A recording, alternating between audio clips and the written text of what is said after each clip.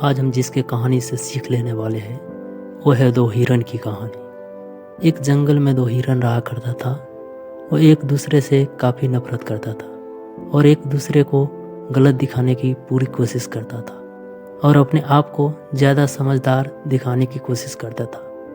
इसी कारण वो दोनों के बीच में दुश्मनी बढ़ती चली गई और दोनों जंगल के अलग अलग दिशाओं में घास चरने के लिए जाने लगा। उसी जंगल में एक नदी भी था जिस पर एक बहुत ही छोटा सा पुल बना हुआ था। उस पुल पर एक बार में केवल एक ही जानवर पार कर सकता था। एक दिन की बात है, दोनों हिरन घास खाते खाते उस पुल के पास आ गए। दोनों ही नदी को पार करने के लिए उस पुल की तरफ जाने लगे। दोनों हिरन में से कोई रुकने के लिए तैयार नहीं था।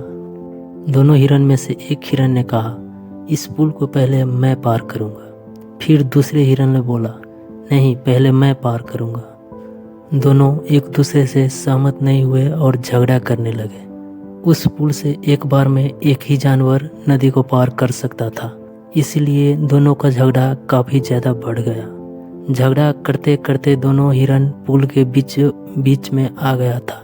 एक दूसरे की लड़ाई में दोनों हिरन इस तरह मगन हो गए कि वो भूल ही गए कि इस पुल से एक बार में केवल एक ही जानवर इस नदी को पार कर सकता है।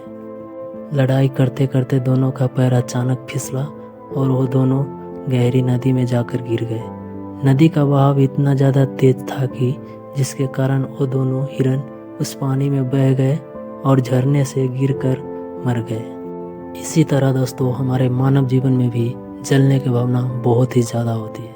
इसीलिए दोस्तों कहा जाता है कि झगड़े से किसी भी समस्या का हल नहीं निकलता है। झगड़ा करने से सिर्फ नुकसान ही होता है।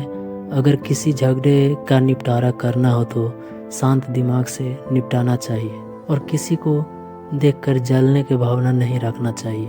अगर वीडियो अच्छी लगी हो तो वीडियो को लाइक, शेयर एंड सब्सक्राइब कर देना दोस्तों। Please support.